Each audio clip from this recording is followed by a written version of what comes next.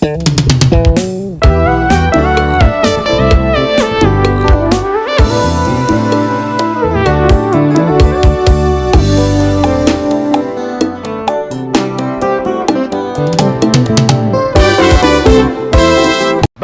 ya semaine na banyoso bozwi libaku malamu ya kolanda magazine basango na biso ya pokwa ya lelo tika kimia yumela tango nyonso na mabota na bino surtout na tombela bino nyonso bolanzi malamu. Le chef de l'État zalaki na semaine moko chargé na poste oyo tikoleka Véronique Bamanga pour na détail.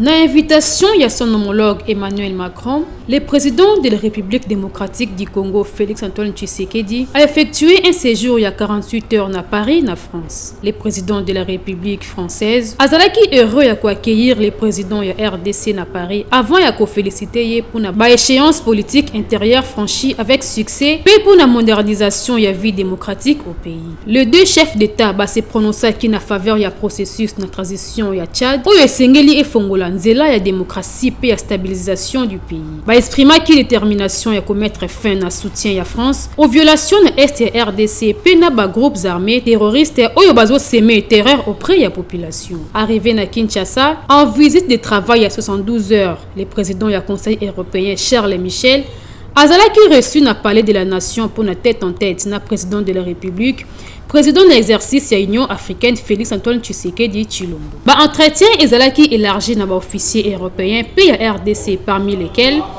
le premier ministre Sama Lukonde, le vice-premier ministre et ministre des Affaires étrangères Christophe Lutundula, puis le directeur du cabinet et chef de l'État Guylain Nyembo. Divers sujets à intérêt commun entre la RDC et l'Union européenne, les partenariats stratégiques entre l'UA et l'UE, les problèmes liés au mécanisme de résolution de la crise sécuritaire dans l'Est et la RDC, et les questions débattues dans l'entretien à Bango. Au cours, il y a point de presse à l'issue de l'entrevue où Charles Michel Alobela qui soutient l'Union européenne dans le projet de développement de la RDC pour éradiquer sécurité dans l'Est et le pays. Le président de la République qui a exprimé qui compassion na souffrance des populations et à partir du pays peut à promettre qu'on trouve solution durable dans la crise sécuritaire dans l'Est et le pays.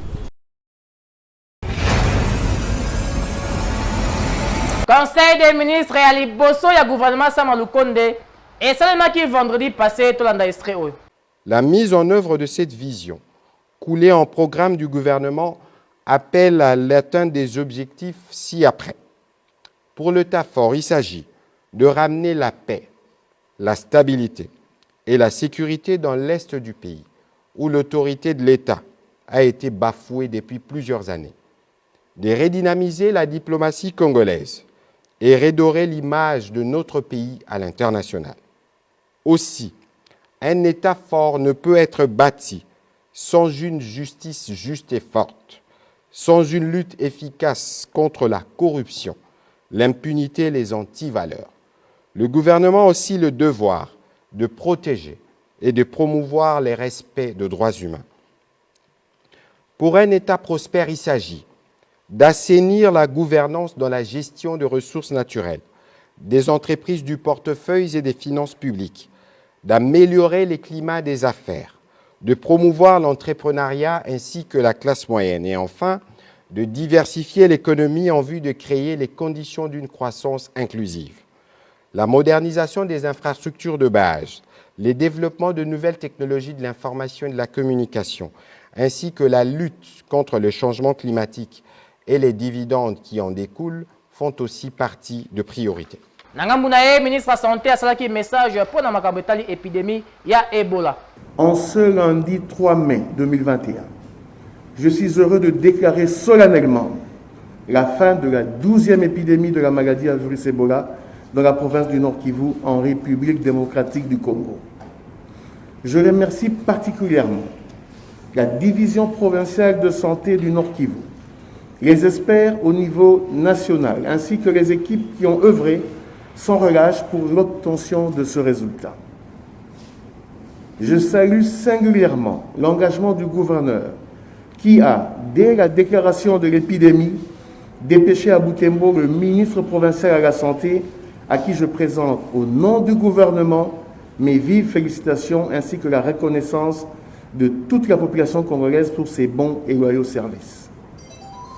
Je remercie les prestataires de soins de première ligne, les relais communautaires, ainsi que les cadres nationaux et provinciaux qui ont donné de leur savoir et engagement pour venir à bout de cette épidémie, parfois au risque de leur vie. La victoire sur cette crise sanitaire tient aux acquis de la 10e épidémie gérée par le secrétariat technique de la riposte, mais aussi de la résultante de la coopération internationale. Je salue l'engagement de nos partenaires qui ont apporté l'appui technique et financier nécessaire pour vaincre la présente épidémie dans un temps record. Nous vous en sommes reconnaissants. Tony Mwaba, ministre EPST, a fait un message pour l'état des lieux et le ministère na Ndenge ya Kuti yango Tolanda. Vous savez que la maîtrise du temps et de l'espace, c'est une attitude propre au progrès. Et donc, on ne peut pas débarquer dans un environnement spatial sans pour autant d'abord le maîtriser. Donc, c'est ce que nous sommes en train de faire et ce n'est que le début. Alors, les constats sont visionnés mon début. Bon, l'environnement, nous les rendrons favorables au travail. Vous êtes journaliste et vous avez fait vous-même le constat. Donc, le cadre n'est pas vraiment propice pour la production d'un travail de qualité. Mais cette ronde nous a permis d'avoir une idée et d'améliorer les cadres. Et je crois que dans un bon environnement, même les agents que nous avons trouvés là, avec la politique de rupture dans laquelle nous les engageons tous, je crois qu'ils sont capables de produire et d'impressionner les autres. La prochaine étape? La prochaine étape, j'attends les différents rapports de services pour faire l'état des lieux, mais je vais combiner en même temps avec les visites d'itinérance et puis pour finalement nous guider à prendre des décisions qu'il faut et orienter le travail dans le sens où nous le voulons et selon les priorités qui sont les nôtres, le redressement du secteur, la consolidation de la gratuité de l'enseignement. Je viens de ce côté-là, j'attends le nettoyage du fichier qui est fait au niveau interne et ce fichier sera soumis à la contre-vérification des experts indépendants pour le contrôle externe pour que nous ayons un fichier fiable qui va élaguer toutes les écoles fictives, tous les enseignants fictifs et personnels fictifs, et pour que le budget de l'État lui-même soit aéré, il soit capable de supporter finalement cette gratuité et même améliorer, n'est-ce pas, la situation des enseignants. Et c'est là que nous allons lier la qualité à la gratuité. Les Alibongo, journée mondiale à la liberté de la presse. Véronique Bemanga, pour les détails. Chaque le 3 mai, monde entier est célébré la journée mondiale de la liberté de la presse, qui est instaurée par l'Assemblée générale des Nations unies en décembre 1993 après tenir un séminaire pour le développement d'une presse africaine indépendante et pluraliste. Séminaire Yango et se déroula en Namibie 1991 peut conduire dans l'adoption des déclarations de Windex sur la promotion des médias indépendants et pluralistes. Déclaration de Windex exigeait l'établissement, le maintien et promotion d'une presse pluraliste, libre et indépendante, peut côté accent sur l'importance d'une presse libre pour le développement et préservation de la démocratie au sein d'un État, ainsi que pour le développement économique. Journée mondiale de la liberté de la presse est célébrée le 3 mai à chaque année. Que Journée mondiale de la liberté de la presse est célébrée le 3 mai à chaque année. Atasoki babanda célébré depuis 1993. Journée mondiale de la liberté de la presse. En effet, il est stipulé dans l'article 19 de la Déclaration universelle des droits de l'homme de 1948 que tout individu a droit à la liberté d'opinion et d'expression. Oyo ezako impliqué le droit de ne pas être inquiété pour avoir opinion naye de recevoir, de répondre sans considération des frontières. Information n'a pas idée par quelques moyens d'expression que ce soit. Les lots dans le monde entier le 3 mai. Et comment on a occasion yako informer public à propos de la violation des droits à la liberté d'expression. Puis les moments de se rappeler que plusieurs journalistes risquent à la mort, topé prison, n'a qu'à transmettre une nouvelle nabad. C'est l'Organisation des Nations Unies pour l'éducation, sciences et culture qui coordonne chaque année l'activité où ils ont souligné le 3 mai. Journée mondiale de la liberté des presses ESA, une journée d'action qui favorise et permet de mettre sur les pieds l'initiative où ils ont visé défense et la liberté de la presse. Journée d'évaluation afin de dresser portrait de la liberté de la presse à travers le monde. Journée à rappel qui permet de rappeler aux États-Unis le respect et l'engagement envers la liberté de la presse. Journée d'alerte pour alerter le public et accroître la sensibilisation dans la liberté de la presse. Journée de réflexion pour stimuler le débat parmi les professionnels et les médias sur les problèmes où ils ont touché la liberté de la presse et éthique professionnelle. Journée commémorative en mémoire des journalistes où ils ont pendant qu'ils ont exercer profession na bango. Journée d'appui envers les médias où ils sont victimes des mesures où ils ont entravé la liberté de la presse topé où ils ont visé pour abolir yango.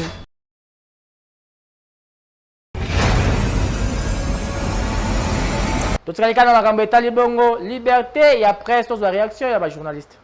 Premièrement, et au sein de que tous les 3 mai et à la journée internationale de la liberté de la presse kasi rôle nango ezalaki beaucoup plus pour nako sensibiliser mokili mobimba ba danger nini ba membre ya presse bazwaka na musala na bango pendant que ba exerçaka musala na bango. Alors pour ce qui concerne la liberté de la presse la République démocratique du Congo eza vraiment tena lolenge longo bani bien que tozali na position ya 156e na classement mondial parmi les pays où ils ont côté comme pays où ils ont exercé liberté de la presse. Alors en réalité biso vraiment toza na liberté de la presse tozo mona ba journaliste bazo kangaka bango pamba et puis abusivement to mona ba journaliste o ba kufa kaka po ba meka ko loba to ba meka ko koma. Liberté ya presse vraiment awa na République démocratique du Congo ezala monté parce que à chaque fois si quelqu'un a lu vérité pour boye to biso ba pandisango au sali article mo boye o ezo beta directement ba kondi o ka lobby avis de recherche o mo lukayo basala o mabe bilo mwande. Dans ces cas, la liberté à presse a vraiment banga, vraiment réservé dans le maram hors vérité, à mot vraiment face Nous sommes dans un pays où réellement la liberté de presse n'est pas totalement franchise parce que tous vivent de manière assez pas adéquate. Parce que tout le temps embêté par les autorités congolaises à cause de la liberté. Vraiment liberté n'a pas présenté. De tout le temps on est menacé. Comme je vous dis aujourd'hui, il y a eu une marche pacifique contre un bien nécessaire comme la rame cellulaire. Mais il y a 4 journalistes et heureusement que tous sont solidaires et puis ses confrères na minute babimisi bango ils ont vraiment tout ça qu'on vivre en côté nous recevons ba konzambo ba dirigeant biso ba ke koloba eza quelque chose maternel koloba eza inné sans cause en koloba nous serons dirigés par des souds et des miwé. Marche ya rame ezalaki bongo annulé Michel Benanyo na terrain réaction za ndenge nini. Héritier Kanou, merci na relo pesinga en tout cas to bibiso nyonso ke mikolo o la ville province ya Kinshasa eloko zonio ko la ba congolais loko la ram ezalité ba congolais bazonio comme makasi na ram bazo baté po bazu ba explication na malonga te za ram ya Thomson ce qui peut ezali ram ya nini bazo baté kasinga ebi kezali régisseur d'appareil mobile na onde na mukuse bazo benga ram en tout cas zonio ko la population et comme soko sombi crédit na yo auquel andako boye crédit bakati bato ya cabine na ba client ba bundi bibotu ebeta mikara na likambo etali ram o yango biso to kitaki pona ko so vie ya population ba mekana ko yebisa biso likambo etali yango pe to sina lebino ke marche moko ezalaki organisé mokolo ya lelo pona likambo etali ram mais bazalaki dispersé tika to tambola to zo avis ya population na likambo o etali ram o elakisi régisseur d'appareil mobile. La politique n'a pas combien de crédits ici matin. On a des crédits au boye, batika biso ka sema kala, to fana biso to kena babani yo to sololi, bani to sololi ici. Bani ko la biso, la sumi téléphone la cher, crédit comme ça cher, ta crédit on est sama na mboka na biso na. Après comment ça comment cher. On a te mais pas pour te comprendre ngoja. Ça n'a pas moko ba jeté. Na swani na ba client dernièrement wa les premiers tunga kuto bundana mususu sikaka ya makambo rama ngona flashele 225 unités nyonso bakati batikeli ata 0 to batikeli ka 00 ya bongo sitezo sala biso bien te na population vu que Congo na biso tozana na pasi salaire ya malongi eza te bakoma kokatakata biso baunité bongo même clientèle nanga awa ekiti bato bazoya lisusu te nga moko nanu propre bauti okatanga unité na ntongo awa c'est prévu yana bo bakutu si mona bwakango na change si mosusu donc tozosenga na bao baza na haut niveau baluka mpe moyen ya kostope makambo yango totikala ndenge na biso akana bon décision na moni nauti osomba kredi kaka siko nabenga patron nasalele mosala nde omoni nga naza ya kotoka makasi nasombi unité nabenga kredi yango esili kaka boye na comprendre yango te mais mbongo wana nazwa yango na pasi mpona natia unité mpo nabenga moto mais esili kaka boye fo naluka su mbongo natia su kredi bongo eloko wana baosala eza yango te moto azoluka na ndenge na ye so bongo balonga na batelefone nyonso tozalaka nde tozalaki na kala yango wana nde onga mabi yango wana yasombelaka bato eloko moko te amonaka bato na ndako na ye amayele te yango wana leo tolobeli ye yango wana telefone so eza te tokofivre bakanga yango kutu wana ntina nango te na bandi totamboli tozwi ya vie ya bakinois par rapport ya likambo etali ram oyo en tout cas ezopesa pasi mingi na population ezopesa bolele ezali mpenza na vie ya population par rapport ya ram oyo bavictime bazali ebele baleli na micro ya bnb balobi ram oyo bayebi yango te na ndenge ya kosakana te en tout cas ezopesa pasi bino gouvernement oyo balanda kopesa oyo balanda kofournir baexplication ya malonga na likambo etali ram oyo mingimingi na ministère ya ptntik papa kibasa maliba en tout cas soko otali na likambo oyo ya ram kosala bien toza na mboka moko boye population biso nyonso toyebi ke population baza kose retrouve te basalaire ya congolais eza ya malonga te en tout cas ezopesa pasi moto aza na mambongo ne ya moke ake asombi crédit asala appel akoma na ndako boye bakati yango en tout cas ezosala bien te makasi ezosala bien te yango tokutaki awa mpona koyebisa bino ke bakinois basepeli na bango na yango te bakinois bazokoya likambo etali ram oyo ezalaki ngai michel bename na compte ya bnb héritier kanu nazongiseli yo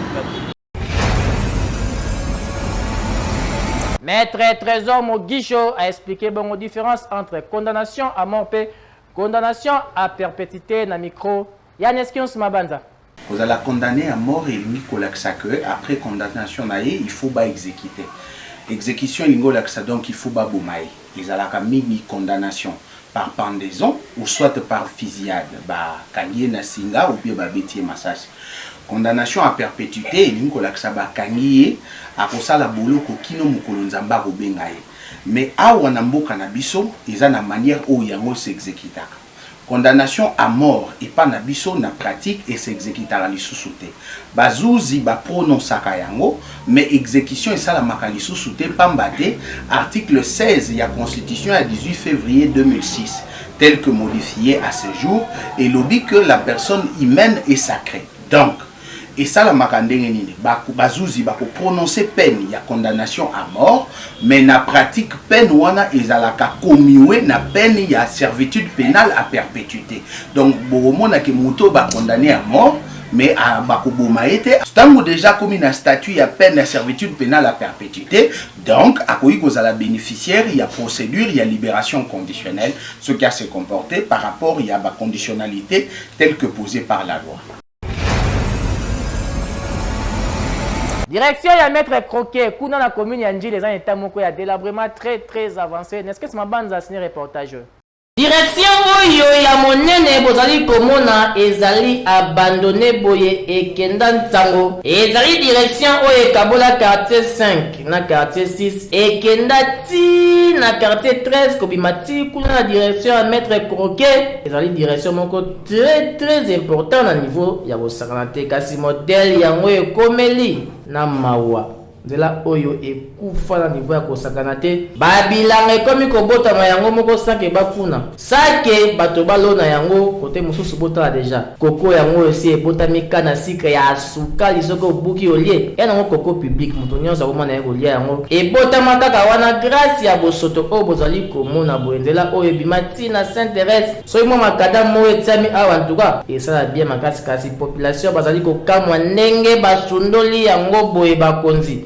En tout cas, vous rappelez que la population va avoir un micro na biso. C'est le bébé moi kala, tant que basali tsema bilanga, non poto te makasi l'état boaka biso kala, bosana biso, babourgmestre baleki ya bandenge na ndenge mais batiaka biso kate omoni tosengi kaka na gouvernement central bourgmestre abosana na ye biso toyebi te soki l'état tomonaka bato bayaka na baprojet osala makadame bazwa bamesure tout ça mais batika biso kaka bongo donc toza vraiment négligé. Kinshasa ezokende wapi Kinshasa oyo en tout cas pardon ya kolobela tokomi kutu kolemba yango en tout cas bakonzi obora misu kotoyo osala bien makasi pour population ya kotoyo babika po ekomi ko créer insécurité na niveau ya kosakana te bakuluna bakomi kobata maka awa en tout cas epesa bino mawa obonfana na kotoyo tozwa motivation pour la semaine oyo tolanda. Avez-vous déjà vu les Chinois aller acheter chez des gens ailleurs s'il y a un Chinois qui produit le produit qu'ils cherchent? Avez-vous déjà vu un Juif aller acheter ailleurs du pain, du sel, des aliments, des habits chez une autre personne s'il y a un Juif qui envoie? Il n'y a que les Noirs qui font ce genre d'histoire. Il faut se réveiller à un moment donné. Vous avez les terres, vous avez les plantes, vous avez tout ce qui est fertile, vous avez les sables. On vous fabrique les sables pour vos propres constructions. On a déjà été bénis. Vous êtes déjà bénis, mais vous n'êtes pas intelligent parce que vous ne vous aimez pas. C'est aussi simple que ça. Quand il n'y a pas d'amour, il y a la comparaison, la compétition en tout et pour tout. Même dans les églises, la compétition sur qui prie mieux Dieu, qui est plus béni, qui a plus d'onction, au lieu de travailler en communauté pour élever la société, pour prêcher les politiciens, leur dire droit dans les yeux que vous êtes des voleurs. Il faut arrêter de paupériser le peuple dans une condition où le peuple souffre pendant qu'un petit groupe de personnes profite et s'empare de tout ce qu'il y a. On est là, priant, espérant une bénédiction venant du ciel. Oh Seigneur, bénis-moi. Pendant 20 ans, vous priez contre les mêmes démons. Mais en attendant la méchanceté, la jalousie, la haine, personne ne vous interdit de prier. Mais la prière seule ne suffit pas. Même la Bible dit, après le 7e jour, Dieu prie un repos. Ou quelque chose de comme ça. C'est-à-dire qu'il a travaillé. Vous ne trouvez pas ça anormal? Vous avez tout ce qu'il faut, mais on fabrique tout pour vous. Tout. On fait tout pour vous comme des enfants. Ça ne vous étonne pas qu'on vit dans une société où aujourd'hui, on est obligé d'attendre à ce que l'aide vienne d'ailleurs. Dans cette situation qu'on vit, ça vous étonne? Nous sommes comme des enfants, sans identité, sans direction. Il faut attendre que machin, truc, quelque part là-bas, fabrique un truc, vous savez de quoi je parle, pour que vous soyez tous machin, comme des animaux. L'or se trouve ici, le diamant, le casse, tout ce qu'il faut pour faire fonctionner le monde qu'ils ont là-bas se trouve ici. Nous sommes nés au-dessus de ça. Il faut être intelligent, c'est ça le problème. Nous ne sommes pas intelligents.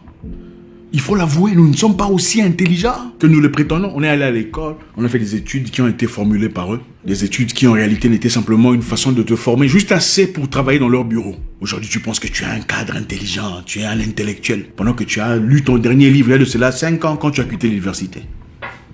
On n'est pas intelligent. Nous ne sommes pas organisés. Regardez seulement comment les gens se battent pour le transport. Comment les gens marchent. C'est incroyable. Regardez seulement la congestion dans les routes, l'embouteillage. Incapable de dire, toi passe, moi je vais passer. Lui, ensuite, lui passera et après moi je passerai. Incapable de faire ça. Prenez cette mentalité, mettez ça dans les bureaux. Nous sommes déjà bénis. L'Afrique est bénie. Personne n'est plus béni que nous. Mais ils sont clairement plus avancés que nous dans la tête. Plus avancés, plus situés, plus stables. L'égoïsme, l'amour démesuré de l'argent, la jalousie, la mauvaise foi vis-à-vis de son frère. C'est ça qui nous tue. Nous sommes prêts à soutenir les autres. Quand ils sont différents, on les soutient. On va dans leur business tous les jours, chaque jour. On donne de l'argent. Mais quand c'est un frère, quand c'est un de nos proches, ça fait mal. Ah, lui, il pense qu'il est mieux que tout le monde. Ah, lui, d'ailleurs, il salue jamais les gens. Sommes-nous dignes de ces personnes qui sont mortes pour notre liberté?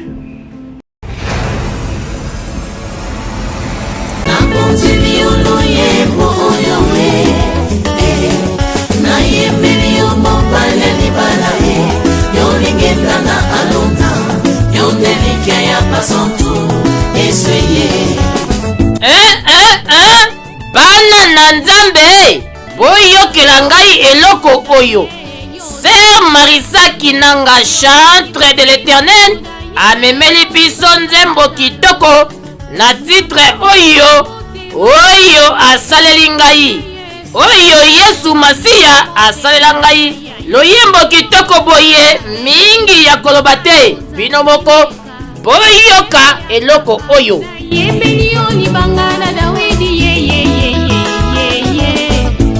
oyo salelinga ezomonana ezosalewa na bomoi nanga ezomonana ezosalema ezosimama na bomoi nanga. Hey! Sœur Marisa Kinanga oyebi loyembo kitoko oyo po eza na mutu moko te akolobake Nzambe asala eloko te po na ye.